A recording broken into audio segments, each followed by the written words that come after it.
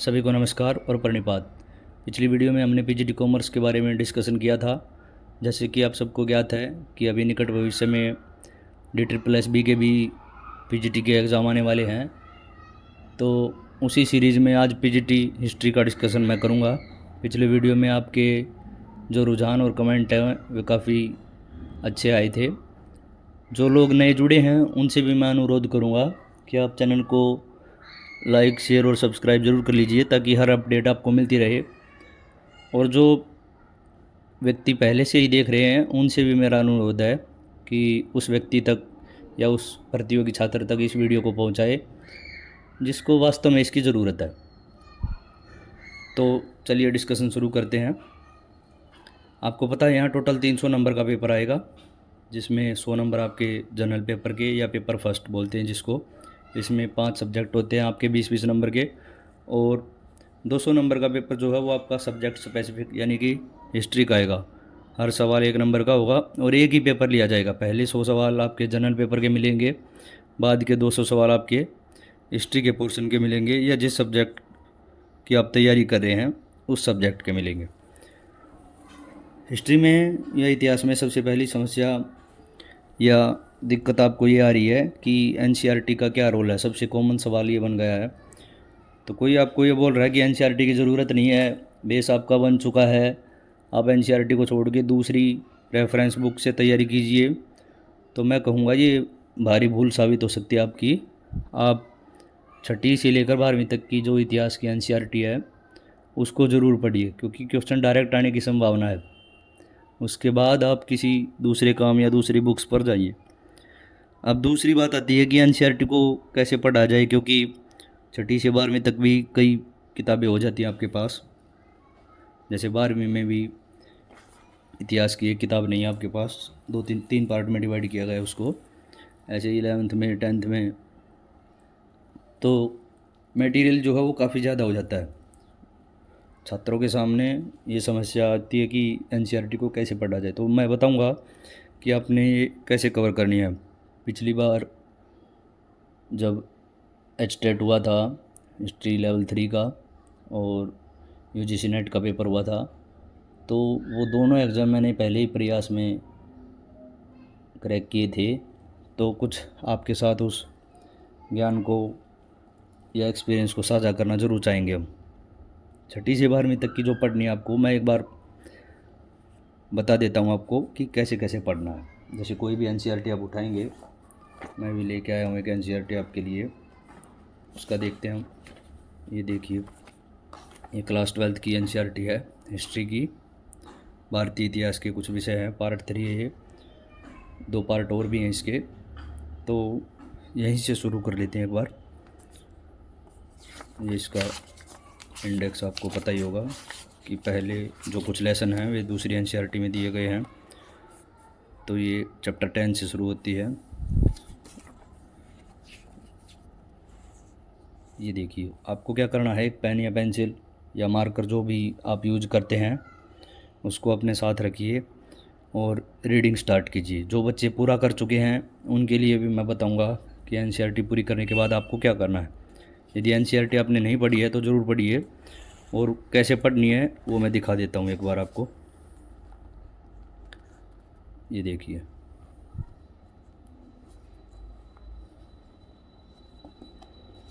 इस वीडियो में जो टॉपिक मैं कवर करने वाला हूँ एक बार उनको भी जल्दी जल्दी देख लेते हैं।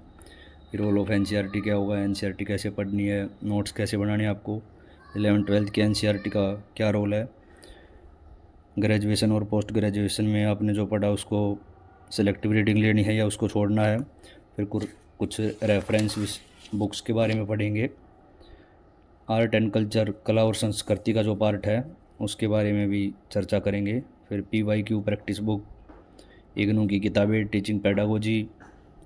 यदि आपकी तैयारी नहीं है तो कम समय में कैसे आपको पढ़ाई करनी है, रिवीजन का क्या तरीका हो, पेपर 1 के स्कोर की वैल्यू और प्रैक्टिस बुक की भी रिवीजन के बारे में चर्चा करेंगे। UGC नेट का सिलेबस, पेपर कैसे अटैम्प्ट करना आपको, और एग्ज़ाम में कंपटीशन कैसा है, इस सारी बातों का डिस्कशन मैं इस वीडियो में करूँगा। तो एक एक करके इनको शुरू कर लेते। पहले आपने NCERT उठाई 12th क्लास की, रीडिंग कैसे लेनी है, आपने पेंसिल ली और मार्क करना इसको शुरू कर दिया।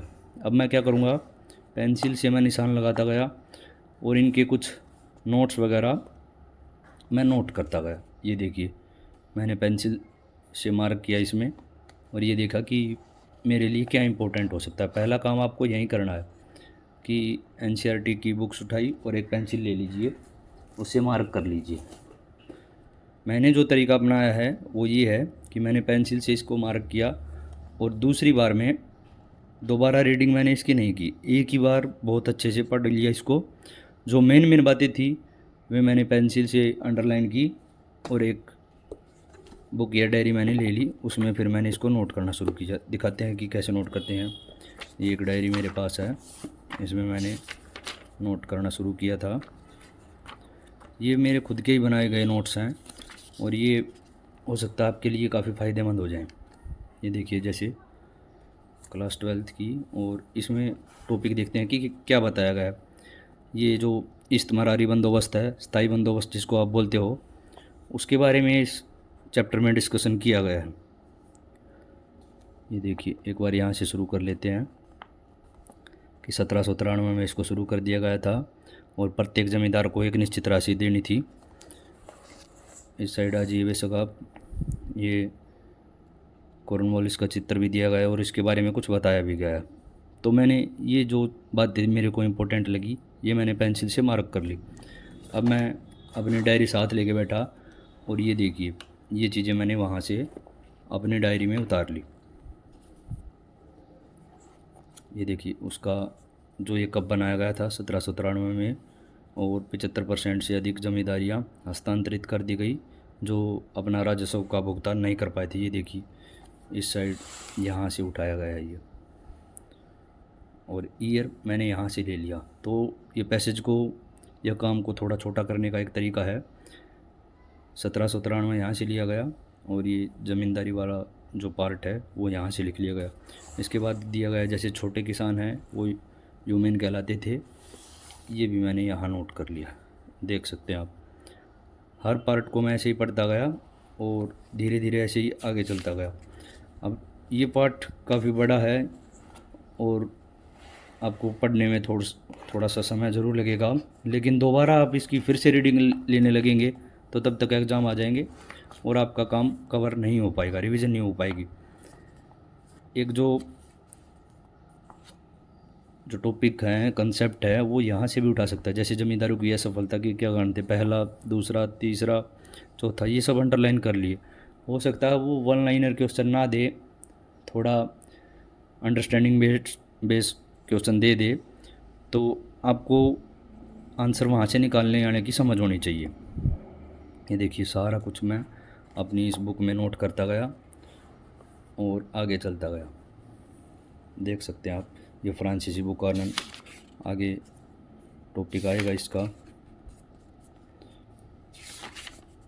ये देखिए, ये रहा फ्रांसीसी बुकानन, जो एक चिकित्सक था, भारत आया, बंगाल चिकित्सा सेवा में उसने कुछ कार्य किया था।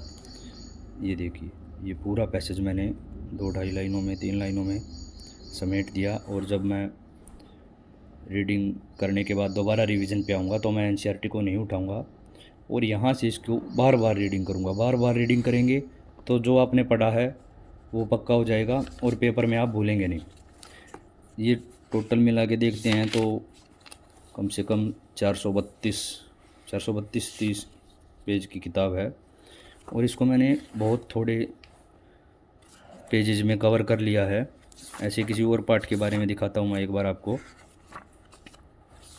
आपको हर एनसीईआरटी में यही काम करना है कि जैसे पहले आपने पैसेज पढ़ा, आप जल्दी जल्दी भी रीडिंग ले सकते हैं पेंसिल से क्योंकि मार्क करते चल रहे हैं। उसके बाद मैंने इस डायरी में नोट करने का कारण ये था कि मैं अपनी हाथ से लिखूं और मेरी जब रिवीजन का समय आए तो मेरे को ज़्यादा दिक्कत ना आए। अपने हाथ से आप नोट्स लिखेंगे तो याद करने में आसानी हो जाएगी। ये देखिए, एक दूसरा पार्ट निकाल के लाया हूँ मैं कि मई जून में जो क्रांतिकारी थे उनकी कार्रवाइयों का अंग्रेज़ों के पास कोई जवाब नहीं था।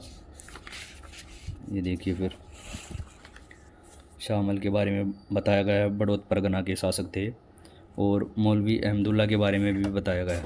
अब मैंने दोबारा ये देखिए, मैं दिखा देता हूँ आपको।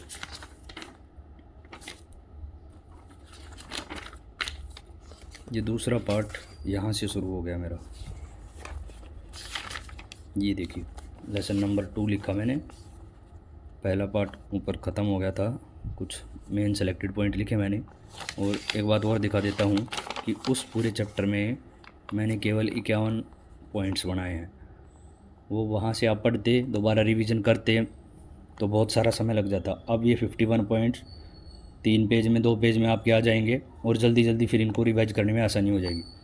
ये पार्ट 2 निकाल लिया मैंने, जैसे यहाँ से 1857 के जो विद्रोही वगैरह हैं उनके बारे में लिखा गया है। ये देखिए आप, शामल उत्तर प्रदेश के बड़ौत परगना के लोगों को उन्होंने संगठित किया, न्याय भवन बनवाया और युद्ध में लड़ते हुए वो मारे गए। ये देखिए, ये पैसेज यहाँ से जो मैंने पहले मार्क किया था, उत्तर प्रदेश के बड़ौत परगना से थे, न्याय भवन उन्होंने बनाया और जुलाई 1857 में युद्ध में उनको मार दिया गया। ऐसे ही मौलवी अहमदुल्ला जो कि हैदराबाद में पढ़ाई करके आए थे, फैज़ाबाद में उनको नेतृत्व करने का मौका लोगों द्वारा दिया गया था। ये देखिए, ये लाइन मैंने यहाँ समेट दी है और अब मेरा काम यहाँ से हो चुका है। ऐसे ही पूरी एनसीईआरटी को आप इसी तरह कवर करते जाएंगे। हर जगह देख सकते हैं आप, पेंसिल से मार्क कर रखा मैंने और उसके बाद मैंने अपनी सुविधा के लिए उसको डायरी में नोट कर लिया। दोबारा जब मैं रिवीजन के लिए आऊँगा तो इस एनसीईआरटी को नहीं उठाऊँगा मैं सिर्फ यहाँ ये जो मेरे द्वारा लिखे गए हैं इनको ही नोट करूँगा, हर एक पॉइंट। कोई भी एनसीईआरटी का ऐसा क्वेश्चन नहीं होगा जो यहाँ से छूट गया या मैं नोट करना भूल गया हूँ, क्योंकि पेंसिल मेरे पास थी और इम्पोर्टेंट पॉइंट को मैं हाईलाइट करता गया, उसके बाद मैंने इसमें नोट कर लिया।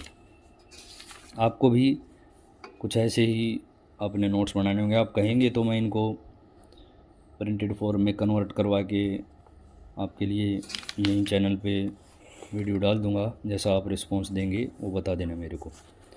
तो नोट्स बनाने का तरीका उम्मीद है आपको समझ आ गया होगा। एक और किताब में दिखा देता हूँ, जैसे एक और एनसीईआरटी उठाता हूँ मैं। ये क्लास 7 की एनसीईआरटी है। ये देखिए, कोई आपको कहे कि सिर्फ 11th-12th की पढ़नी है आपको, तो उसकी बातों में ना आ जाइए आप, क्योंकि आप सिलेबस साथ रखिए। साइट पे बोर्ड ने सिलेबस भी डाल रखा है, वहाँ से आप उठाइए उसको और तैयारी करने की शुरुआत कीजिए। ये देखिए, जैसे क्लास 7th में ये मुग़ल साम्राज्य के बारे में बताया गया है। मैं दिखा देता हूँ मैंने कैसे कैसे नोट किया। पहले मैंने पेंसिल से मार्क किया और उसके बाद मैं अपनी डायरी पे या कॉपी पे गया और वहाँ मैंने इसको नोट करना शुरू कर दिया। मैं दिखा देता हूँ एक बार आपको। आपको ये काम अभी से करना है, क्योंकि एनसीईआरटी अब छोड़ देंगे तो कॉन्फिडेंस का लेवल आपका पेपर देते समय या पेपर में जाते समय बहुत डाउन हो जाएगा और आप फिर सर्वाइव नहीं कर पाएंगे। ये देखिए, मुग़ल साम्राज्य के बारे में, उनके वंशजों के बारे में बताया गया था।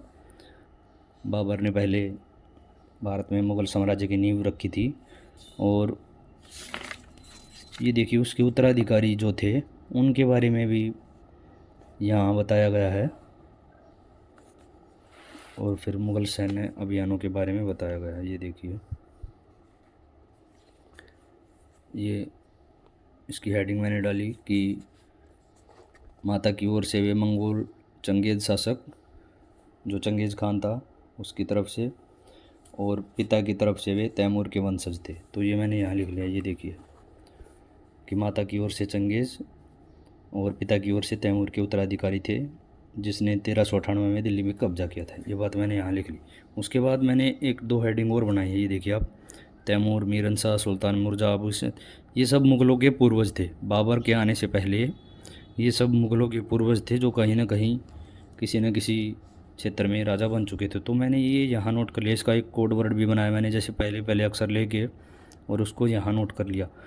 तो हो सकता है आपसे पूछ ले कि उसके पापा का, दादा का जैसे नाम वगैरह या उनके पूर्वजों को लाइन वाइज लगाइए, क्रम से लगाइए। तो ऐसा क्वेश्चन भी यहाँ से बन सकता है। बारूद की तकनीक के बारे में बताया गया है। ये देखिए, यहाँ से उठाया है ये मैंने फिर कि 14वीं सदी में बारूद की तकनीक भारत में लाई गई थी। वैसे बारूद का जो उपयोग है वो कुछ पहले से भी भारतीयों को ज्ञात था और यूज़ हो भी रहा था, लेकिन बड़े पैमाने पर पानीपत के युद्ध में अच्छे से इसका यूज़ किया गया था। ये फिर उनके बारे में बताया गया कि कौन सा शासक, ये सब मैंने यहाँ भी नोट कर लिया। जैसे अकबर के बारे में मेरे को लिखना था कि 13 वर्ष की आयु में उसने जब गद्दी पर बैठा था तो कालक्रम का विभाजन कर लिया मैंने यहाँ से, और ये बातें देखिए यहाँ से उठाई गई हैं। ये देखिए अकबर के बारे में बताया गया है और उसके कालखंड के बारे में जो बातें थी वो मैंने यहाँ नोट कर ली। फिर शाहजहाँ, औरंगजेब, एक एक करके हर मुग़ल बादशाह के बारे में यहाँ बातें नोट कर ली। ये फिर अगले पार्ट पे आया, नहीं अगले पेज पे आया मैं, और ये बातें यहाँ से पढ़ी और इनको फिर यहाँ नोट कर लिया। हर पार्ट को मैं ऐसे ही नोट करता गया। ये देखिए आप,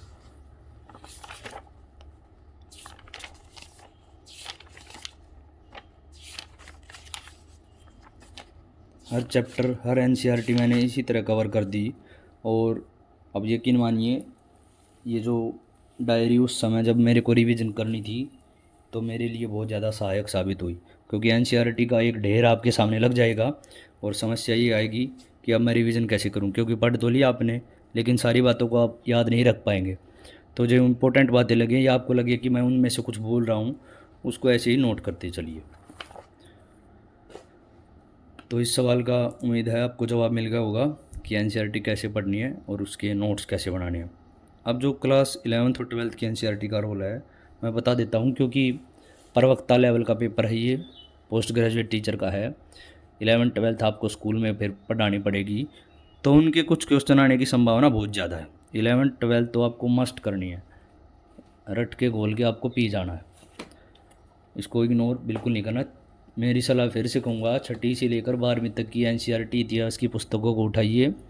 अगर आपने अभी तक नहीं पढ़ी है तो जल्दी जल्दी सेलेक्टिव रीडिंग लीजिए, और आप लिखना नहीं चाहते तो वहाँ मार्क ज़रूर कर लीजिए पेंसिल या पेन से। अब अगले क्वेश्चन पे आते हैं हम कि बीए और एमए हिस्ट्री जो आपने ग्रेजुएशन पोस्ट ग्रेजुएशन पढ़ी है उसको, उनकी जो कोर्स की बुक है वो आपको पढ़नी है या उसको छोड़ देना है। देखिए मेरा तरीका ये है कि वहाँ जो बातें दी गई हैं वो डिटेल में दी गई हैं, और पेपर पास करने के लिए ज़रूर आप कुछ सेलेक्टिव नोट्स वगैरह ले आए हैं या कोई बुक भी आपने ली है, तो उसको इसी तरीके से पढ़ने में और नोट्स बनाने में बहुत ज़्यादा टाइम लग जाएगा। तो मेरी सलाह होगी इस तरफ आप ना जाएं। यदि आपको टॉपिक की समझ नहीं आ रही है तो उस किताब को उठाइए, उसकी डिटेल पढ़िए और फिर प्रैक्टिस करनी क्वेश्चनों की शुरू कर दीजिए। जैसे मैं आपको बताऊं, जैसे पिछले दिनों मैंने हरियाणा सिविल सर्विस का जब मेंस लिखा था तो मेरा हिस्ट्री ऑप्शनल था वहाँ, तो मैंने क्या किया, ये जो ग्रेजुएशन पोस्ट ग्रेजुएशन की किताबें हैं चाहे मेरे को कहीं से भी मिली, मैंने उठाई और इनके नोट्स ये देखिए मैं दिखा देता हूँ एक बार आपको।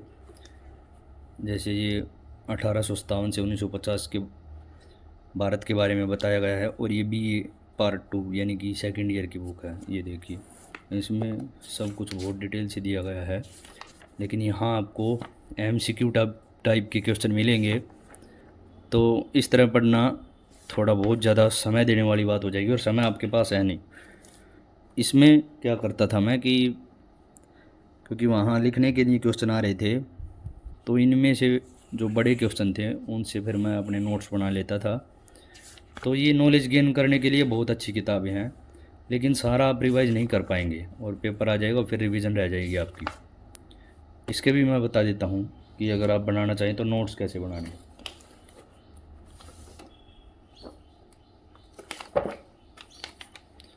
ये देखिए जैसे मैंने हर चीज़ को लिख लिया था। सिंधु घाटी सभ्यता का जैसे ये क्वेश्चन है तो पहले मैंने ऊपर क्वेश्चन लिखा और उसकी मेन हेडिंग जो मेरे को कवर करनी है ये किसी बुक से मैंने उतार ली। ये देखिए फिर क्वेश्चन नंबर 2 उसके बारे में लिख लिया। तो ये डिटेल में पढ़ने की बातें हैं। यदि आपको टॉपिक की समझ नहीं है तो ही आप इस तरफ जाइए, नहीं तो ये फिर समय ख़राब करने वाली बात हो जाएगी। मैं दिखा देता हूँ, जैसे ये एक दृष्टि की मेंस कैप्सूल सीरीज है और ऐसी 2 किताबें 3 किताबें और थी मेरे पास। ये देखिए ये 15 साल के पेपर की कवरेज थी, हिस्ट्री की है, क्रॉनिकल बुक्स, और ये इतिहास का सेकंड पार्ट था। तो डिटेल में पढ़ने के लिए बहुत अच्छी किताबें हैं ये।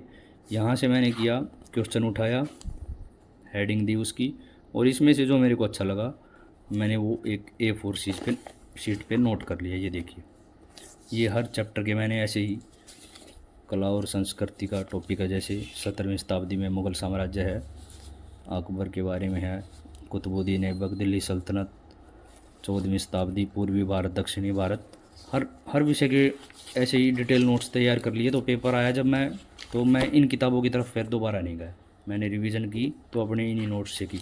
डिटेल में पढ़ने का ये फ़ायदा है, यहाँ से अगर MCQ बनता है तो आप आसानी से बना सकते हैं। इतिहास काफ़ी इंटरेस्टिंग विषय है यदि आप डेट्स के पीछे ना भागें। डेट आपको, जिसको बोलते हैं कि आपको रट रहे हैं, लेकिन आप टॉपिक को समझ लेंगे तो आपको फिर धीरे धीरे ये रिकॉल करने में आसानी हो जाएगी कि अच्छा उस समय ये हुआ था, उससे पहले ये था, उसके बाद ये था, तो सुविधा हो जाएगी आपको। और कुछ पुस्तकें हैं मेरे पास, मेरे को जो ठीक पुस्तकें लगती हैं वो मैं मंगवा लेता हूँ। फिर पैसा इस फील्ड में खर्च जितना भी करें आप कम है, इन्वेस्टमेंट एक टाइप से आपकी। जैसे ये देखिए कुछ किताबें और भी हैं मेरे पास, ये टॉपिक कवर करने के लिए अच्छी रहती हैं। यदि आपको विषय की समझ नहीं है तो इन किताबों से पढ़िए, मैं सलाह दूंगा। सब कुछ डिटेल में दिया गया है, एक टॉपिक की समझ बन जाती है आपके पास, फिर आपको ये देखिए लिखने में, याद करने में आसानी हो जाएगी।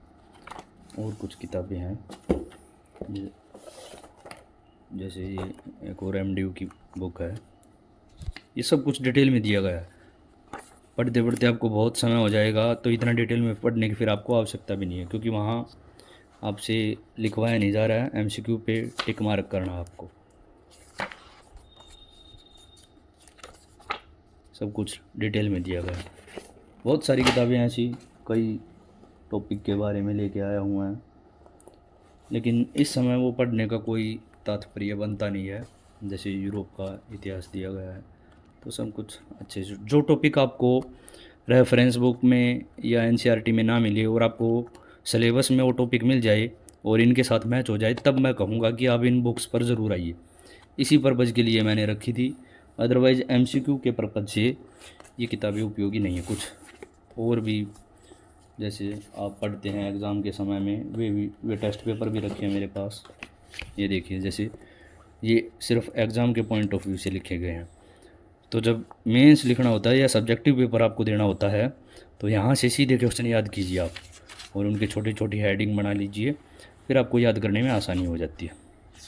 जहाँ सब्जेक्टिव पेपर आ रहा है हिस्ट्री का, वहाँ ऐसे बने बनाए क्वेश्चन बहुत ही उपयोगी होते हैं। पीछे कुछ MCQ भी दिए गए हैं जो आपके यहाँ काम के, हर क्लास की मैंने फिर ऐसे ही तैयारी कर ली। अगले क्वेश्चन पे आते हैं कि अब रेफरेंस बुक आपको पढ़नी है या नहीं पढ़नी है। तो मैं ज़रूर सलाह दूंगा, मार्केट में बहुत सारी रेफरेंस बुक मिल जाएंगी, क्योंकि हिस्ट्री का जो सिलेबस है वो काफ़ी वाइड है और उसको कवर करने में बहुत ज़्यादा टाइम लग जाता है। आप यदि सिलेबस को साइड से उठाएंगे तो 35 टॉपिक दिए गए हैं, लेकिन उनमें सब कुछ ही शामिल कर दिया गया है। ये मानिए कि सिलेबस बहुत ही बड़ा सिलेबस है इसका। तो प्राचीन भारत, मध्य भारत, आधुनिक भारत और फिर विश्व इतिहास, बहुत सारे टॉपिक इसमें साथ में ऐड हो जाते हैं, तो एक बल्कि सब्जेक्ट हो जाता है। जैसे रेफरेंस बुक की मैं अगर बात करूं, तो हर कालखंड में, जैसे प्राचीन भारत है उसमें SK पांडे की बुक है, VD महाजन है, पप्पू सिंह प्रजापत है, KC श्रीवास्तव, LP शर्मा है, पूनम दलाल दहिया, उपिंदर सिंह है, बहुत सारी किताबें हैं, रामशरण शर्मा है, बहुत सारी किताबें हैं। नॉलेज गेन करने के लिए इतना सारा मटेरियल है कि बहुत ज़्यादा है सच में बताएं तो। ऐसे ही मध्यकालीन जो भारत है, LP शर्मा, फिर SK पांडे, हरीशचंद्र वर्मा, GL मेहता वगैरह की बहुत सारी किताबें मार्केट में उपलब्ध हैं। सतीश चंद्र की है। आधुनिक भारत में फिर ऐसे ही सोनाली बंसल है, BL ग्रोवर है, शेखर बंदोपाध्याय की भी एक पुस्तक है, पलासी से विभाजन तक, बहुत अच्छी किताब है। सुमित सरकार की भी एक बुक है। तो दिक्कत ये आती है कि कौन सी रेफरेंस बुक हम लें। एक रेफरेंस बुक आपको ज़रूर लेनी पड़ेगी। मैं क्योंकि सिविल सर्विस की तैयारी भी साथ साथ कर रहा था, तो मैंने उस पॉइंट ऑफ व्यू से और यहाँ से जो मिलती जुलती किताबें थी वो मैंने ली, वो मैं आपको दिखा भी देता हूँ। और मेरे को पहले प्रयास में यूजीसी नेट और हरियाणा पीजीटी लेवल 3 का स्टार्ट करने में कोई भी परेशानी नहीं हुई इन किताबों को पढ़ने के बाद। मैं दिखा देता हूँ एक बार आपको। और लैंग्वेज जो है वो बिल्कुल सिंपल है। एक आपकी शंका का और समाधान यहाँ से हो जाता है कि ओल्ड एनसीईआरटी पढ़नी चाहिए या नहीं पढ़नी चाहिए। ये न्यू एनसीईआरटी थी जिसके मैं अभी नोट्स दिखा रहा था आपको। ओल्ड एनसीईआरटी के लिए यही बुक है जो रेफरेंस बुक के तौर पर आजकल यूज की जा रही है। पहले ये ओल्ड एनसीईआरटी का हिस्सा थी। ये मैं दिखा देता हूँ आपको। तो ये अगर ये पुस्तकें आप डिटेल में पढ़ते हैं तो आपकी उस समस्या का भी समाधान हो जाता है कि ओल्ड एनसीईआरटी पढ़नी चाहिए या नहीं पढ़नी चाहिए। ये देखिए, प्राचीन भारत का इतिहास है। रामशरण शर्मा बहुत ही पॉपुलर लेखक हैं। ये इसका इंडेक्स वगैरह दिया गया है। ऑक्सफोर्ड पब्लिकेशन का पेपर बैक है ये। 33 जो चैप्टर हैं वो इसमें दिए गए हैं। अब आप इस समय इसको डिटेल में पढ़ने बैठेंगे तो एक ही पुस्तक कर पाएंगे और तब तक आपके एग्ज़ाम आ जाएंगे। दूसरी किताबें जो अभी मैंने बताई हैं वो सारी किताबें मत मंगवा लीजिए आप। ये सारी मेरे पास रखी हैं, लेकिन सिर्फ ये एक बुक ऐसी थी जो प्राचीन भारत के लिए डिटेल में पढ़ने के लिए मेरे को ज़रूरत पड़ी। पीजीटी में थोड़ा पोस्ट ग्रेजुएशन तक का लेवल पूछ लिया जाता है, ग्रेजुएशन की भी कुछ बातें पूछी जाती हैं, तो इसलिए मेरे को ज़रूरत पड़ी। मैंने काम वहीं किया जो मैं एनसीईआरटी में कर रहा था। देख सकते हैं आप, मैंने पेंसिल ली, अंडरलाइन किया और इसके लिए फिर मैं दोबारा से अपने नोट्स पे गया क्योंकि मेरे को फिर ये बार बार रिवाइज नहीं करना था। ये दिखा देता हूँ मैं इसके नोट्स मैंने कैसे बनाए। ये देखिए, जैसे ऋग्वैदिक काल था, इसके बारे में वहाँ से जो मेरे को इम्पोर्टेंट लगा मैं यहाँ लिखता गया और बहुत ही जल्दी जब मैं दोबारा जैन और बौद्ध धर्म के बारे में बहुत बार क्या हर बार क्वेश्चन पूछा जाएगा, इस बार भी क्वेश्चन ज़रूर आएगा यहाँ से। तो जैन और बौद्ध धर्म ये देखें तो ये देखिए यहाँ ख़त्म भी हो चुका है। ये 3-4 पेज का मटेरियल था और कवर कर लिया मैंने इससे। फिर हर चैप्टर को ऐसे ही कवर किया मैंने रामशरण शर्मा से। तो आप भी ये तरीका भी अपना सकते हैं या सिर्फ अंडरलाइन करके दोबारा बुक से भी रिवीजन कर सकते हैं आप, लेकिन नोट्स या कम पार्ट में समेटने का तरीका आपको आना चाहिए और तभी आपकी पूरी रिवीजन हो पाएगी। ये देखिए, मौर्य शासन के बारे में सब कुछ मैंने इसमें लिख लिया और दोबारा मैंने वो पुस्तक नहीं उठाई। जब भी रिवीजन किया, जो भी एग्ज़ाम आया, मैंने इसी से किया। ये मौर्य, गुप्त वंश सब कुछ इसमें दे रखा है। साहित्य, कला, संस्कृति का जो पार्ट है, हर्ष और उसका काल जानते ही होंगे आप। अब मैं ये दिखाता हूँ कि ये पूरा इससे फिल नहीं है। ये देखिए, इतने पेजेस लास्ट के, इतने पेजेस इसमें खाली हैं। ये देखिए, तो बहुत भारी भरकम नहीं है, भारी भरकम पुस्तक है, लेकिन उसके जब नोट्स बनाने लगेंगे, ये देखिए यहाँ तक का ये बाइंडिंग रजिस्टर खाली है। अब जो लिखने का मटेरियल लिखा गया इसमें वो सिर्फ इतना है। ये देखिए, इतने में मेरी प्राचीन भारत कवर होगी और मैं दोबारा अब यहीं से रिवीजन करूँगा। तो दूसरे पार्ट की ओर दिखा देता हूँ मैं एक बार आपको। सेकंड पार्ट जो है, दूसरे पार्ट के लिए जो सबसे आसान लैंग्वेज की पुस्तक है मैंने उसका चुनाव किया। आप संभवतः इससे परिचित भी होंगे। ये देखिए, मध्यकालीन भारत की बुक है, सतीश चंद्रा इसके लेखक हैं। ये इसका इंडेक्स है। इससे सरल भाषा में मध्यकालीन भारत की मेरे को कोई पुस्तक नहीं मिली। एस.के. पांडे की जो तीनों कालखंड की किताब आती है उसमें भी जो लैंग्वेज है वो आसान भाषा में लिखी गई है। वो पुस्तक मैंने पढ़ी थी, लेकिन उससे मैंने फिर कभी रिवीजन नहीं किया दोबारा। ये 20 चैप्टर दे रखे हैं इसके, ये देख लें आप। वहीं काम, हर जगह वहीं काम, पेंसिल से मार्क किया और आगे चलते चले गए। ये देखिए, जो मुझे इम्पोर्टेंट लगा वो मैंने पेंसिल से अंडरलाइन। और ये पढ़ने में बहुत ज़्यादा समय नहीं लगा मेरे को। इतिहास के छात्र हैं तो रीडिंग स्पीड ज़रूर आपकी अच्छी बन गई होगी। यहाँ से मैंने अंडरलाइन किया और मैं इसको लिखता चला गया। अंडरलाइन करने का फ़ायदा ये है, दोबारा मैं इस अंडरलाइन को पढ़ सकता हूँ, या मैंने ये कहीं चीज़ें नोट कर ली तो फिर पुस्तक उठाने की ज़रूरत नहीं मेरे को। अब मैं इसके दिखा देता हूँ कि कैसे मैंने लिखे हैं। ये देखिए, ये एक रफ रजिस्टर उठाया मैंने और ये सतीश चंद्रा, ये पाठ देख सकते हैं आप। जैसे यहाँ से फिर 5वां पार्ट शुरू हो गया है। तो 4th लेसन केवल 39 वन लाइनर में ख़त्म कर दिया गया। ये देखिए 3rd चैप्टर है ये, और आगे लिख रखा होगा मैंने 3rd चैप्टर चोल साम्राज्य के बारे में जो मेन बातें थी वो मैंने यहाँ लिख दी हैं और ये ख़त्म हो गया। फिर चैप्टर अगला शुरू हो गया। हर जगह मैंने यही काम किया, एक बार देख लीजिए आप।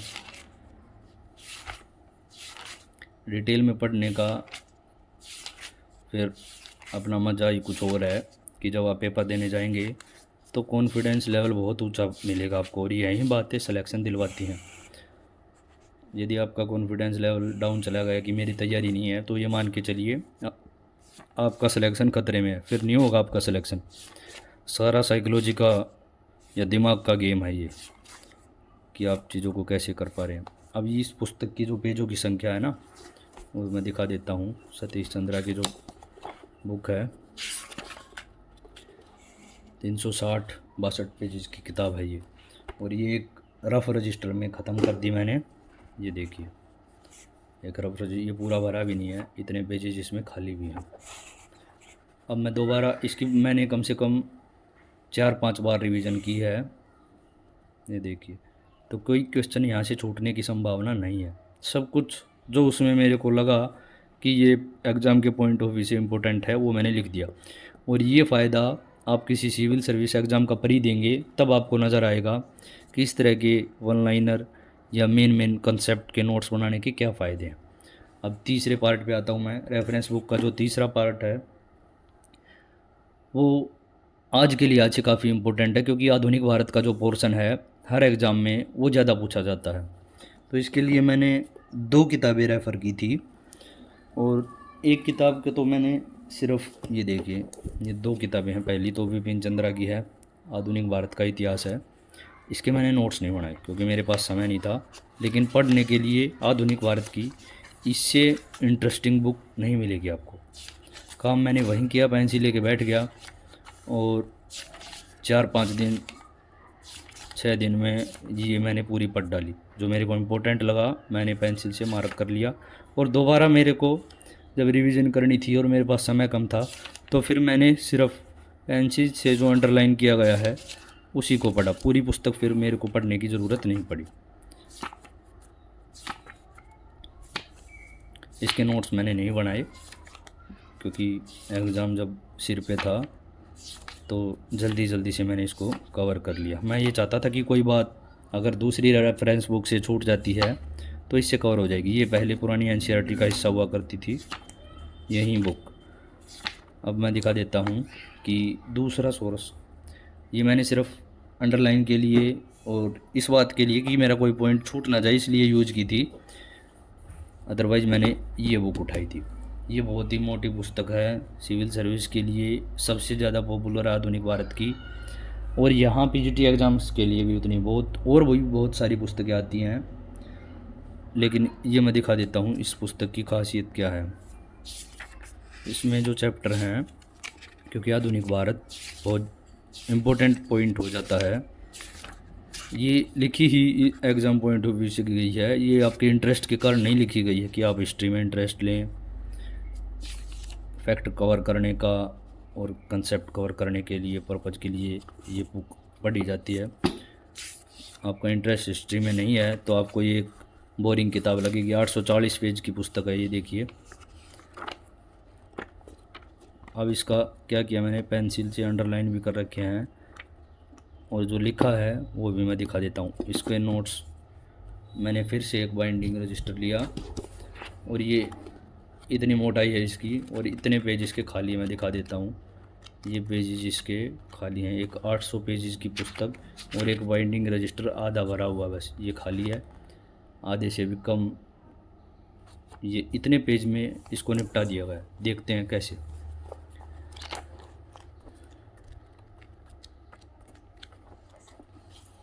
ये देखिए, जैसे इसमें वहीं काम किया मैंने। जैसे कोई पार्ट मैंने लिया और उसको यहाँ नोट करना शुरू कर दिया। ये देखिए, जैसे सांस्कृतिक और सुधार आंदोलन है, धर्म सुधार के आंदोलन है। ये राजा राम मोहन राय के बारे में बताया गया है। नीचे देवेंद्रनाथ टैगोर, इस साइड फिर केशव चंद्र सेन, प्रार्थना समाज, हर एक के बारे में, गोपाल हरि देशमुख। कई बार इसके बारे में कंसेप्ट आपको दे देगा और ये पूछेगा कि ये जो पत्रिका किसने चलाई थी, या इस व्यक्ति की मेन बातें ये किस व्यक्ति के बारे में कही गई हैं। ये बातें मैंने फिर यहाँ नोट कर ली। जैसे मैं इस किताब से दिखाऊं तो ये राजा राम मोहन राय और ब्रह्म समाज के बारे में दिया गया था। मेरे को जो इम्पोर्टेंट लगा, ये देखिए मैंने इनके बारे में यहाँ नोट कर लिया। ये देखिए, कोई क्वेश्चन अब राजा राम मोहन राय का इससे बाहर नहीं जाएगा। बहुत ही इम्पोर्टेंट व्यक्तित्व हैं। ऐसे ही हर एक के बारे में दे रखा था। और दिखा देता हूँ मैं कैसे कैसे नोट किया। दयानंद सरस्वती के बारे में, ये देखिए, आर्य समाज और इनके बारे में, स्वामी विवेकानंद के बारे में, सब कुछ डिटेल में नोट कर लिया। और जो उग्र राष्ट्रवाद के बारे में, पार्लियामेंट सुधार,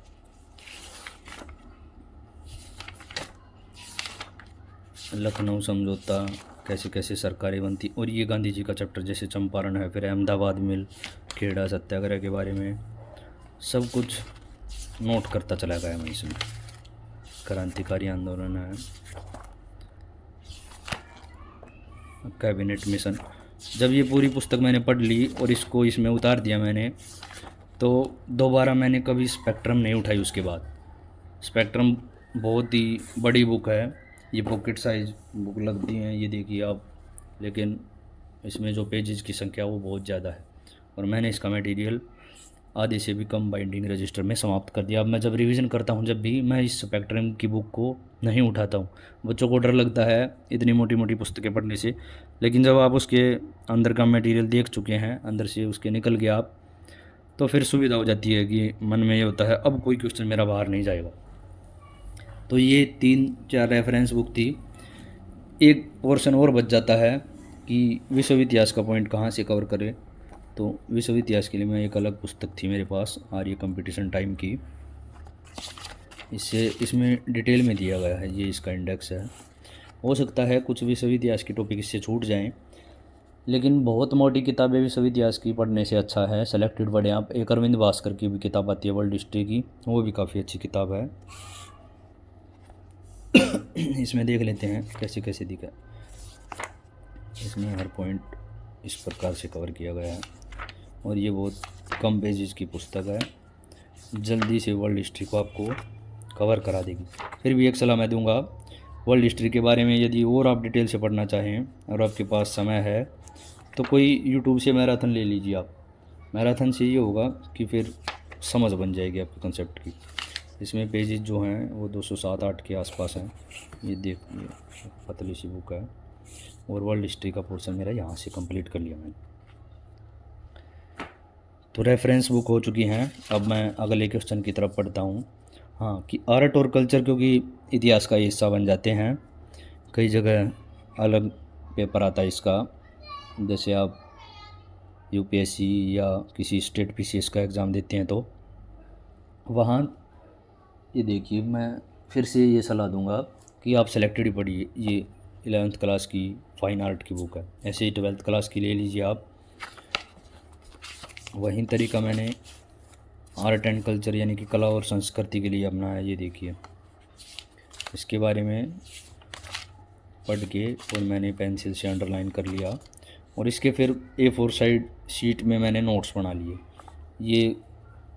ये लगा लो कि मुश्किल से 2-3 पेज 4 पेज A4 साइज़ के, उसमें ये पूरी 11th क्लास की कवर हो गई। फिर ऐसे ही 12th क्लास की बनाई मैंने। ये थोड़ी हालत इसकी ख़राब हो गई है क्योंकि फिर दोबारा इसकी रिवीजन की मैंने, तो मैंने फिर A4 साइज़ पेपर से ही की। ये सारा कुछ मैंने नोट कर लिया। आर्ट और कल्चर इम्पोर्टेंट पॉइंट हो जाता है हिस्ट्री के पॉइंट ऑफ व्यू से, क्योंकि वो मिक्स करके पूछ लिया जाता है क्वेश्चन, और आप ढूंढते रह जाते हैं कि ये क्वेश्चन कहाँ से आया है। तो कला और संस्कृति से हो सकता है वो क्वेश्चन दिया गया हो। एनसीईआरटी से कई बार डायरेक्ट क्वेश्चन बनाने की संभावना होती है। एक और आर्ट एंड कल्चर की बुक है मेरे पास, लेकिन मैं आपको सलाह दूंगा आप ये ना पढ़ें। ये सिविल सर्विस लाइन के लिए लिखी गई है। यद्यपि नितिन सिंघानिया की ये बुक आर्ट और कल्चर की सबसे बेस्ट बुक में से एक है, लेकिन ये देखिए इसके पेजेस की संख्या इतनी ज़्यादा है। पढ़ाई की थी मैंने इसकी, लेकिन हिस्ट्री का जब मेरे को ये एग्ज़ाम देना था उसके लिए मैंने इसको नहीं पढ़ा है। एक बार इंडेक्स और दिखा देता हूँ। इससे क्वेश्चन कम आते हैं और बुक का मटेरियल बहुत ज़्यादा है, तो कुछ सेलेक्टेड पढ़ सकते हैं जो आपको सिलेबस के हिसाब से माकूल लगे तो ही इसको पढ़िए, अदरवाइज़ बहुत बड़ी पुस्तक हो जाएगी। पीछे से मैंने कुछ पॉइंट उठाए थे इसके, मैं दिखा देता हूँ एक बार आपको कुछ। ये देखिए, जैसे इस शब्दावली की ज़रूरत पड़ी मेरे को, कई बार शब्दावली पूछ लेता आपसे। ये बहुत ही अच्छे से कवर किया मैंने फिर, क्योंकि कई बार पूछ लेता है कि इसको क्या कहते हैं, तो बताना पड़ता है फिर आपको।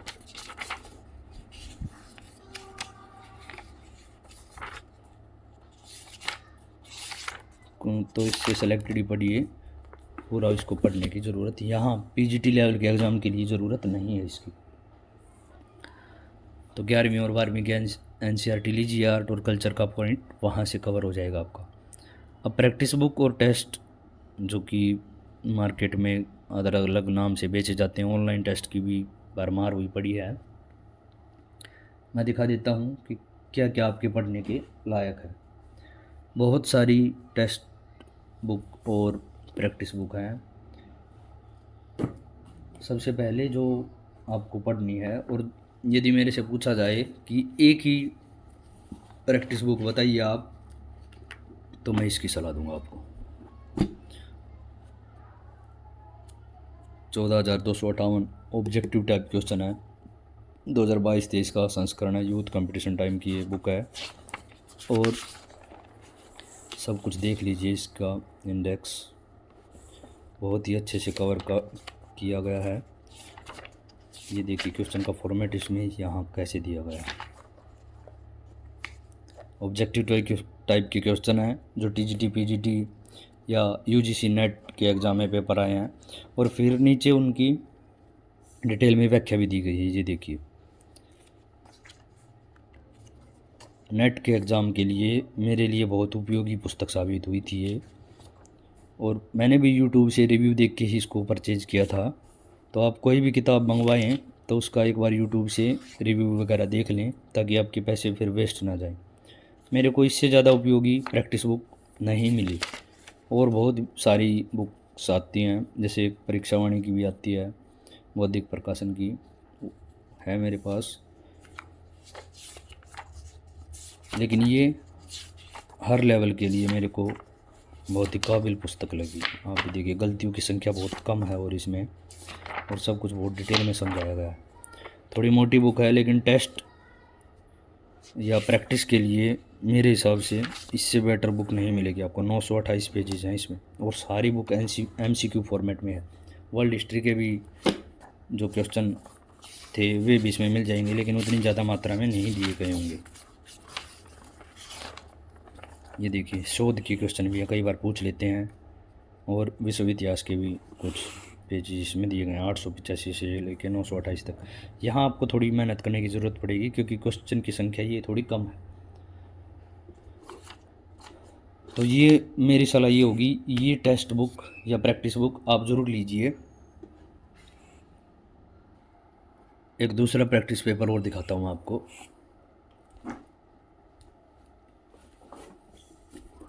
ये बुक है, ये घटना चक्र की भारतीय इतिहास की पुस्तक है। इसमें केवल इंडियन हिस्ट्री ही दी गई है, जो ज़्यादा वेटेज का पार्ट है आपके यहाँ पीजीटी में भी।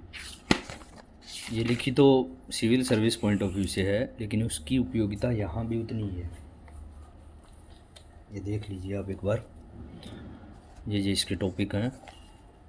ये भी MCQ फॉर्मेट की प्रैक्टिस के लिए बहुत ही अच्छी किताब है। 55 पॉइंट है या पाठ दिए गए हैं, इसमें भी वही काम किया गया। हर लिहाज से एक उत्तम पुस्तक है ये। प्रैक्टिस के लिए यदि आपको कुछ पॉइंट समझ नहीं आ रहा है तो नीचे डिटेल में भी दिया गया है, उसकी प्रॉपर व्याख्या की गई है। और इतिहास में जहाँ ज़्यादातर थ्योरी पॉइंट है, इससे ज़्यादा और चाहिए भी क्या आपको। यहाँ कुछ नोट्स फॉर्म में भी दिए गए हैं, ये मैंने नहीं पढ़े थे क्योंकि मैं ये चीज़ डिटेल में पढ़ चुका था।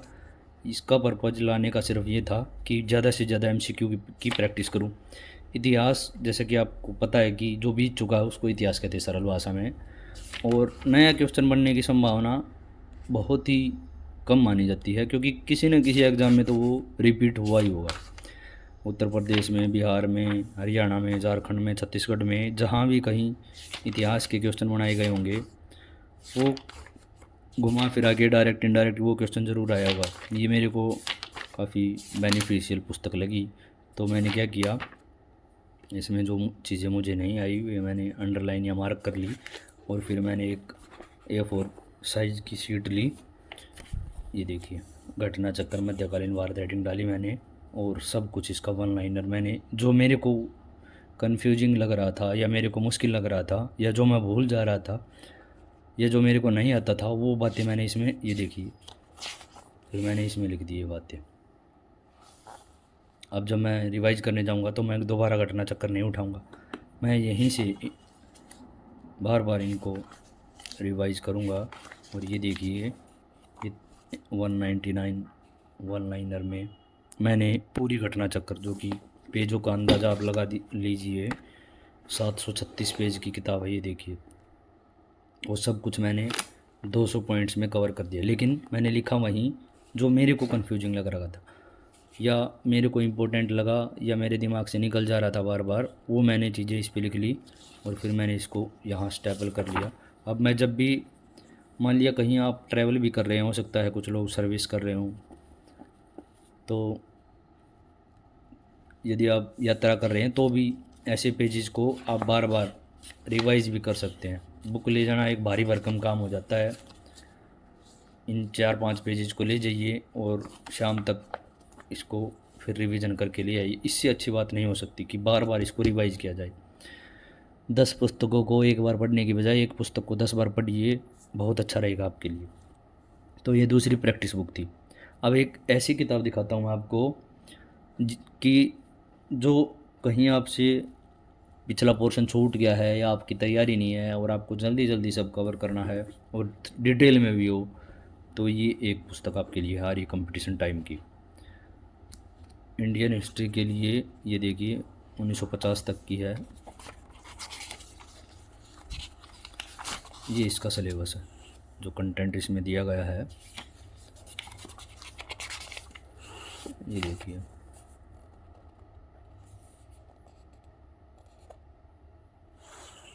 ये सब कुछ डिटेल में दिया गया है इसमें। अब मैं देखूँ कि इसमें कैसे कैसे, ये देखिए इसमें हर बात बुलेट पॉइंट्स में दी है।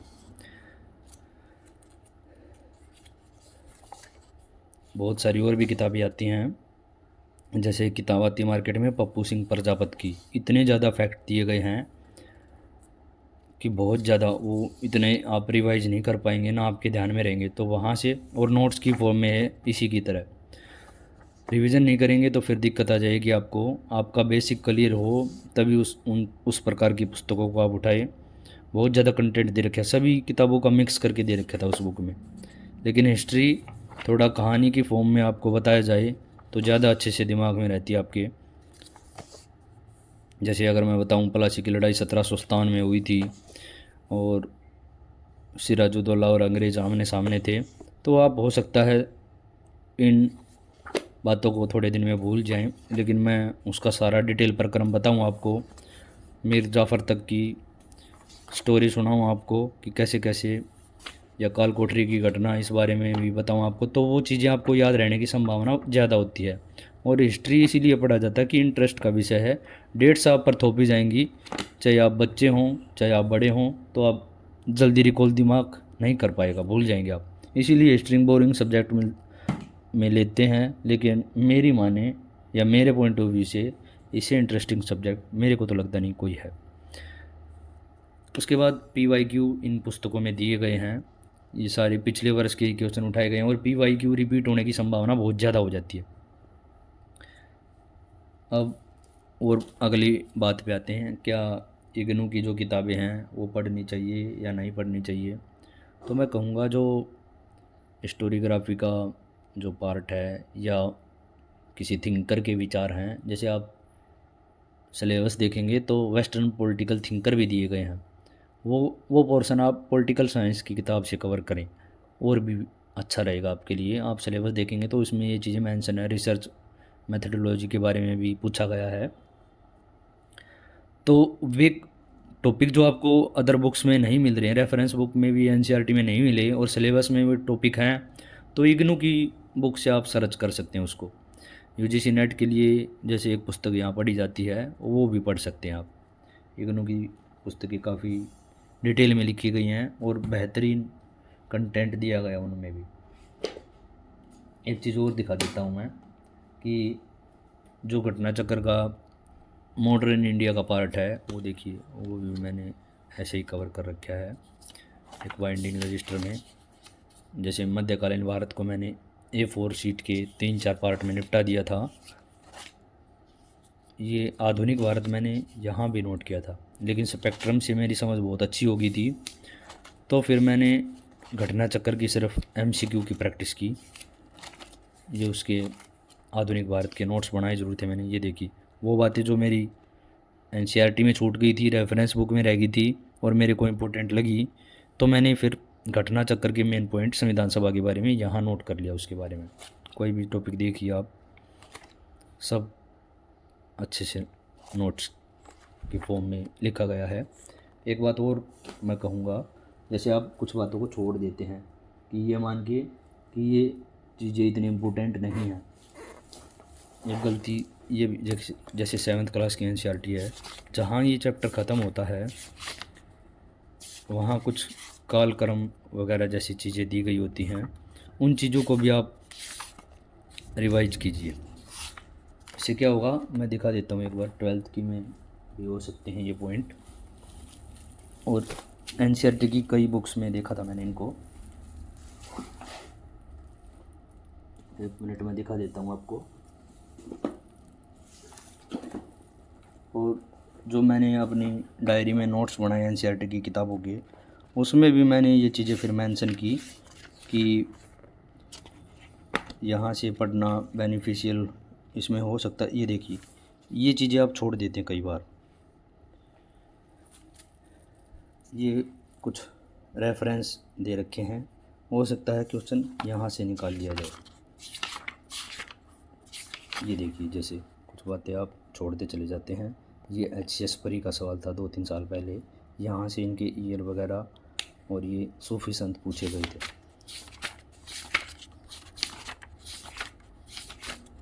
ये देखिए ये चीज़ें आप छोड़ देते हैं, ये मान के कि ये वैसे दिया गया होगा, लेकिन ये चीज़ें छोड़नी नहीं है आपको। कालक्रम की घटनाएं कई बार आपसे पूछ सकता है, तो आप फिर क्वेश्चन आपका गलत हो जाएगा। और ये बातें मैंने इस अपनी डायरी में भी नोट की हैं कई जगह,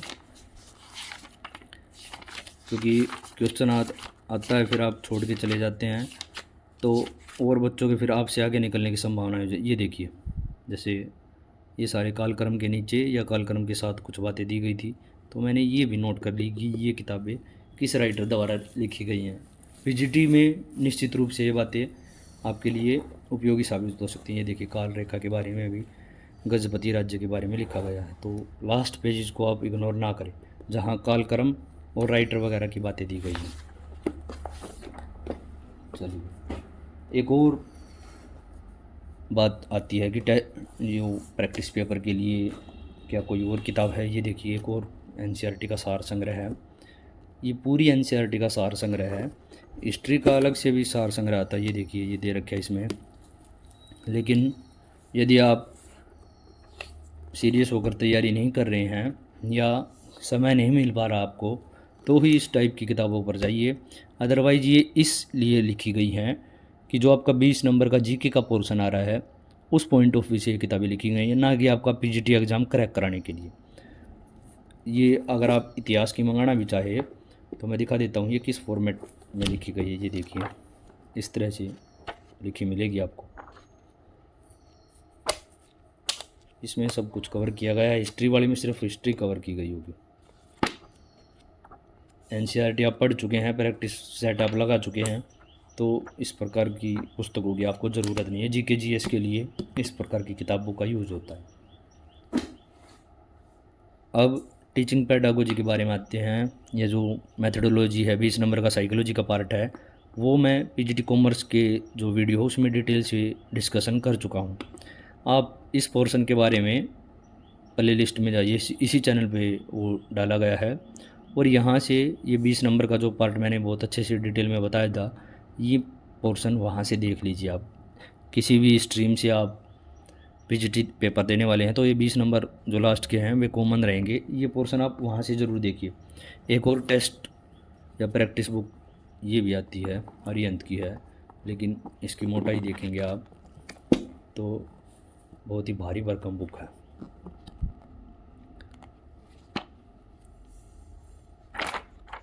ये देखिए, इसमें दिखा देता हूँ मैं कैसे कैसे किस किस टाइप से दिए गए हैं। इसमें वो डिटेल से कुछ प्रीवियस ईयर क्वेश्चन भी दिए गए हैं। व्याख्या जो है वो अच्छी प्रकार से दी गई है इसमें, लेकिन मेरे को जो यूथ वाली बुक है उससे मेरे को रिवीजन करने में आसानी रही। आप प्रैक्टिस के लिए ये बुक या कोई और बुक यूज़ कर रहे हैं तो ये भी अच्छी किताबें हैं, ऐसा मैं कहूँगा ज़रूर। मैंने ला रखी थी लेकिन मैंने ये पूरी नहीं पढ़ी, फिर बता देता हूँ मैं। घटना चक्र और यूथ वाली मैंने 2-3 बार रिवाइज की है, लेकिन ये सारी पुस्तक मैंने नहीं पढ़ी है। अरिहंत पब्लिकेशन की है, ये क्वेश्चन बैंक की फॉर्मेट में है। अब बात आती है कि यदि आपकी अभी तक भी तैयारी नहीं है तो कम से कम समय में ऐसा कौन सा पोर्शन या टॉपिक पढ़ें कि आप कंपटीशन के लेवल में आ जाएं और बच्चों के साथ। तो मैं एक सलाह ये दूंगा आपको, आप एनसीईआरटी कवर कीजिए और फिर सीधा प्रैक्टिस पेपर लगाइए। प्रैक्टिस पेपर में जो आपको नहीं आ रहा है उसको पेंसिल से मार्क कर लीजिए और बार बार रिवीजन कीजिए। यदि टॉपिक ही आपके ऊपर से जा रहा है, समझ नहीं आ रहा है, तो उसके बारे में फिर डिटेल में आप ग्रेजुएशन, पोस्ट ग्रेजुएशन या रेफरेंस बुक पे चले जाइए। तैयारी का समय नहीं है तो ये एक रामबाण उपाय है, एनसीईआरटी को जल्दी जल्दी कवर कीजिए और फिर सीधा प्रैक्टिस पेपर पे चले जाइए। जितने ज़्यादा प्रैक्टिस पेपर आप लगाएंगे उतना देखना आप एग्ज़ाम हॉल में आपको बेनिफिट मिलेगा। अब बात आती है कि रिवीजन कैसे करें, तो ये तरीका मैं वीडियो में बीच बीच में बता रहा था। आप मार्क करते चलिए पेंसिल से और बार बार उन्हीं को रिवाइज कीजिए। ये नहीं कि पूरी पुस्तक आप दोबारा पढ़ रहे हैं। इस तरह करेंगे तो आप सिर्फ एनसीईआरटी में उलझ के रह जाएंगे और बाकी रिवीजन आपकी नहीं हो पाएगी। मैंने क्या तरीका अपनाया था, मैंने एनसीईआरटी कवर की, ग्रेजुएशन और पोस्ट ग्रेजुएशन की जो बुक्स हैं उनमें जो टॉपिक मेरे को नहीं आ रहा था प्रैक्टिस बुक में, मैं दोबारा फिर रेफरेंस बुक पे या प्रैक्टिस ग्रेजुएशन पोस्ट ग्रेजुएशन की बुक पे गया हूँ, उसको मैंने वहाँ डिटेल से पढ़ा और दोबारा फिर से मैं प्रैक्टिस पेपर पे आ गया। मेन जो सफलता का साधन आपका बनेगी, मैं फिर कह रहा हूँ, प्रैक्टिस जितनी ज़्यादा करेंगे आपको उतना ही ज़्यादा फ़ायदा मिलेगा। अगला पॉइंट देखते हैं, पेपर 1 की स्कोर की क्या वैल्यू है। देखिए 70 से कम अगर आपका स्कोर आ रहा है तो आप खतरे के जोन में हैं। ये बात आप अपने दिमाग में अच्छे से बैठा लीजिए, क्योंकि कंपटीशन बहुत ज़्यादा है, जो पोस्ट है उनकी संख्या कम है, तो थोड़ा संभल कर आपको चलना चाहिए। पेपर 1 में 70 नंबर इतनी भी भारी बात नहीं है कि आप ना ले पाएँ। जो बच्चा सिलेक्शन लेगा मेरिट लिस्ट में, जिसका नाम आएगा, आप बेशक उसका स्कोर पता कर लेना, वो पेपर 1 में 70 के आसपास ज़रूर मिलेगा। सेकंड पेपर बहुत ही अच्छा है तो फिर वहाँ 65 में 60 में समझौता कर सकता वो, लेकिन ख़तरा ज़रूर बरकरार रहेगा, क्योंकि 70 से कम या 65 से भी कम नंबर अगर आपके आ रहे हैं, कुछ बच्चे मिलेंगे कि 55-60 नंबर आ रहे हैं, ठीक है, तो आप सेकंड पार्ट को, अपनी मजबूती को और ज़्यादा मजबूत कर लीजिए। हम ये ज़रूर कहेंगे, जो पार्ट आपके बहुत अच्छे हैं उनको और ज़्यादा अच्छे कर लीजिए। अब समस्या एक और आ गई कि प्रैक्टिस बुक की रिवीजन कैसे करें। ये जो प्रैक्टिस बुक मैंने बताई, जैसे अरिहंत की और घटना चक्कर की या यूथ कंपटीशन टाइम का जो प्रैक्टिस पेपर था, अब बात आती है कि उसकी प्रैक्टिस कैसे की जाए। ये भी एक गंभीर सवाल बन जाता है, क्योंकि ये अपने आप में बहुत ही बड़ी बड़ी पुस्तकें हैं और रिवीजन बहुत इंपॉर्टेंट हो जाती है। रिवीजन नहीं करेंगे तो फिर इन किताबों का भी उतना फ़ायदा नहीं है।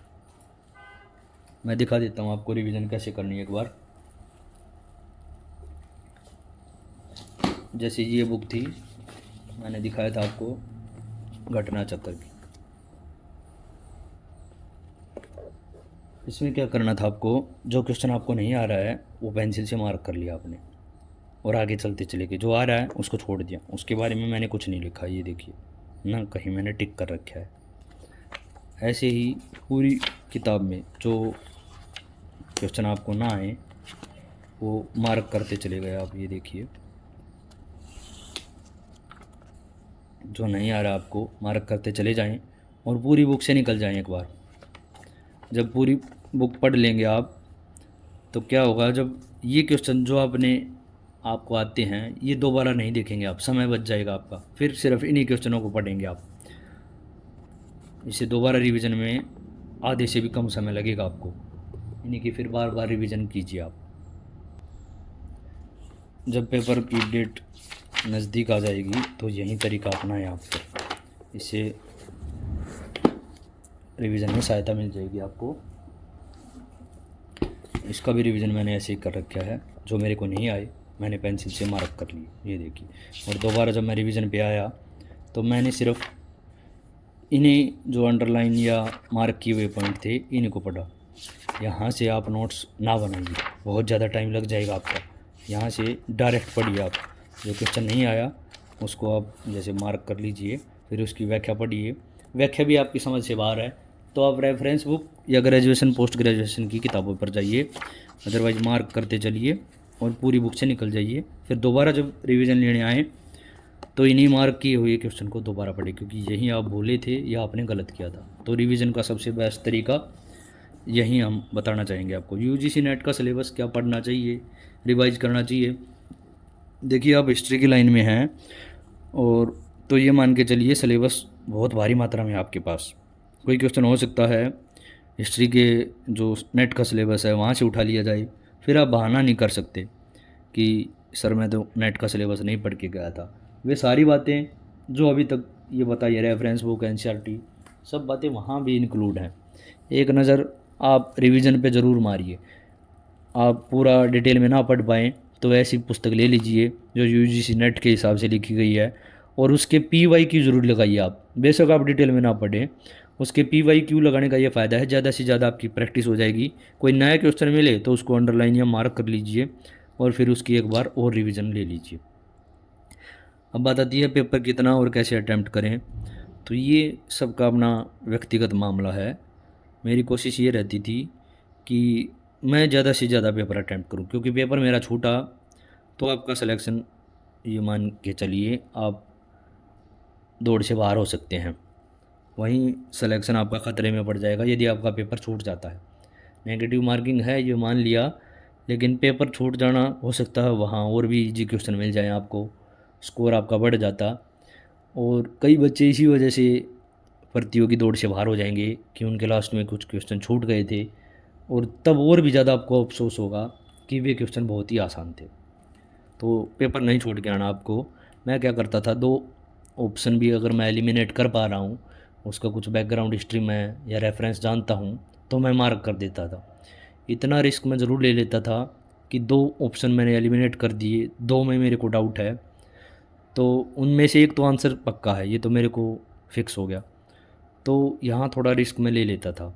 ये आप अपने हिसाब से कीजिए। आप यदि 2-4 नंबर से रह रहे हैं कहीं पे, किसी एग्ज़ाम के नज़दीक चले गए थे आप, तो फिर आप अपनी वो स्ट्रेटजी बरकरार रखिए, उसमें थोड़ा सा सुधार कर लीजिए बेशक आप। दूसरे का तरीका मान के अपना पूरा पैटर्न बदल देना, उससे ज़्यादा बेवकूफ़ी मैं नहीं मानता कि कंपटीशन लाइन में कुछ है। आप अपने पे और अपने रेफरेंस बुक पे, किताबों पे भरोसा रखिए और बार बार रिवीजन कीजिए।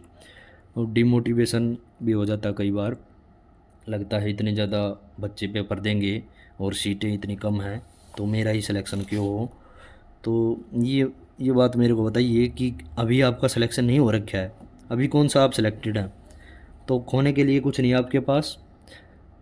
ये जो सोशल मीडिया पे आप ज़्यादा एक्टिव हैं, फ़ोन का ज़्यादा प्रयोग कर रहे हैं, तो वो भी समाज से दूर कर देता आपको। फिर डिमोटिवेशन लगा लो या उसको ये लगा लो कि आप अवसाद की दुनिया में की तरफ कदम बढ़ा रहे हैं। तो एक कमरे में कैद होके इस प्रकार से तैयारी नहीं करनी है। सारे काम जो जीवन में आपको करने हैं वो साथ साथ करते रहिए। केवल एग्ज़ाम ही ज़िंदगी नहीं है, और भी बहुत ज़्यादा मौके हैं आपके पास। यहाँ से अगर आप असफल भी हो जाते हैं तो ये मान के चलिए कि किसी और फील्ड में चले जाएंगे आप। बशर्ते आप सीरियस होकर तैयारी कीजिए। आपके हाथ में सिर्फ ये बात है, ना सिलेक्शन आपके हाथ में है, ना ही यह सफलता आपके हाथ में है। आप सिर्फ अपनी ओर से पूरा प्रयास कीजिए, वहाँ कमी ना रहे, क्योंकि फिर आजीवन अफसोस रहेगा कि मैंने थोड़ी और मेहनत कर ली होती तो मेरा सिलेक्शन हो जाता। ये बात आपके दिमाग में नहीं आनी चाहिए कि मेरी तरफ से कोई गलती हुई है। इससे क्या होगा, फिर आपकी आत्मा पर बोझ जैसा कुछ नहीं रहेगा कि मैंने तो पूरा प्रयास किया था, नहीं हुआ तो और बहुत दुनिया है, कहीं और कमा खा लेंगे, भूखा तो कोई नहीं मर रहा आज के दिन। तो डिमोटिवेट नहीं होना है। विदाउट बी एड एलिजिबिलिटी वो 60% का क्राइटेरिया है, तो बच्चे ज़्यादा भी हैं और उनका पेपर 1 भी बहुत अच्छा है, लेकिन पेपर 2 वहाँ उनको आप पीछे कर सकते हैं, या टीचिंग लाइन का जो 20 नंबर का पार्ट है वहाँ उनसे आगे निकल सकते हैं। तो कुछ स्ट्रेंथ आपकी भी है, कुछ उनकी भी है। तो ये सोच सोच के बार बार परेशान नहीं होना है कि कंपटीशन बहुत ज़्यादा है। तो इसी के साथ फिर मैं इस वीडियो को ख़त्म करना चाहूँगा। एक और बात मैं बता देना चाहता हूँ कि जो 20 नंबर का आप जीके जीएस का पोर्शन कवर करेंगे पेपर 1 में, उसकी कुछ किताबें यहाँ भी आपको काम आ सकती है। जैसे ये आर्यंत की डिटेल बुक है, इसको मैंने पढ़ा था, लेकिन इसमें जब आप हिस्ट्री का पेपर देने जाएं तो सिर्फ हिस्ट्री का पोर्शन कवर कीजिए यहाँ से। अगर आपको जीएस जहाँ से भी पढ़नी है पढ़िए, लेकिन उसके इतिहास के पोर्शन पर एक बार डबल रिवीजन ज़रूर मार दीजिए। हो सकता है कुछ क्वेश्चन एनसीईआरटी रेफरेंस बुक में ना मिले और यहाँ से आपको डायरेक्ट मिल जाए। कोई भी बुक जो आप यूज़ कर रहे हैं उसमें हिस्ट्री का पोर्शन होगा जीके जीएस वाला। ये देखिए 70 पेज का इसमें। तो यहाँ से एक बार डबल रिवीजन जब आप हिस्ट्री का पेपर देने जाएँ तो ज़रूर कीजिए। मेरे पास जैसे ये बुक थी, ये मैंने जीके जीएस के लिए पूरी पढ़ी थी। फिर मैंने हिस्ट्री का पोर्शन यहाँ से डबल यानी कि 2 बार रिवाइज़ किया, और वो कोई क्वेश्चन छूटने की संभावना कम होगी। एक और भी रेफरेंस बुक जीके जीएस के लिए यूज़ की थी मैंने, लूसेंट की, वहाँ से मैंने डिटेल पढ़ा था। तो यहाँ से ये ऑब्जेक्टिव पार्ट लिया मैंने उसका, और जो नहीं आया उस पर मैंने मार्क कर लिया। यहाँ से भी हिस्ट्री का पोर्शन जो है वो आप ज़रूर कवर कीजिए। ये देखिए जैसे भारतीय इतिहास और विश्व इतिहास के कुछ सवाल मिलेंगे इसमें, आपको बहुत ज़्यादा समय नहीं लगेगा आपको। ये मैंने जीके जीएस के पॉइंट ऑफ व्यू से पढ़ी थी दोनों पुस्तकें। यहाँ से भी फिर ये हो जाएगा कि अब मेरा कोई क्वेश्चन बाहर नहीं जा रहा है। तो मैं ये देखिए जैसे डायरेक्ट क्वेश्चन आ जाता कई बार, वो उन किताबें हो सकता ना मिले आपको, यहाँ से डायरेक्ट मिल जाएगा। तो इनको डबल रिवीजन ज़रूर करिए जो 20 नंबर का आप पेपर 1 के लिए पढ़ रहे हैं, क्योंकि जीके जीएस जो आप 20 नंबर की पढ़ रहे हैं वहाँ भी 4-5 सवाल आराम से आपको हिस्ट्री के मिल जाएंगे। हिस्ट्री की आपकी बेहतर तैयारी है तो इसी के साथ मैं वीडियो ख़त्म करना चाहूँगा, लेकिन आपको ये ज़रूर संदेश एक पहुँचाना चाहूँगा मैं आपके पास कि वीडियो बनाने में मेहनत ज़रूर लगती है, और ये सब आपकी सहयोग का ही परिणाम है। तो ये ना कीजिए कि आपको वीडियो पसंद आ रहा है और आप देख के निकल गए यूट्यूब से बाहर, उसको दूसरे किसी ऐसी कैंडिडेट के पास भेजिए जो इसी फील्ड की तैयारी कर रहा है। इसको लाइक शेयर सब्सक्राइब करना ना भूलिए आप, सारी अपडेट्स यहीं मिलेंगी आपको। तो अपनी कुछ लिखी हुई अंतिम पंक्तियों से मैं इसको समाप्त करना चाहूँगा कि अगर आप दूर करना चाहते हैं अपनी हालत एक खस्ता, अगर आप दूर करना चाहते हैं अपनी हालत एक खस्ता, तो उठाकर कंधे पर रखिए अपना ज्ञान का बस्ता, क्योंकि जीवन अनमोल है, इसे यूं ही ना कीजिए इतना सस्ता। धन्यवाद।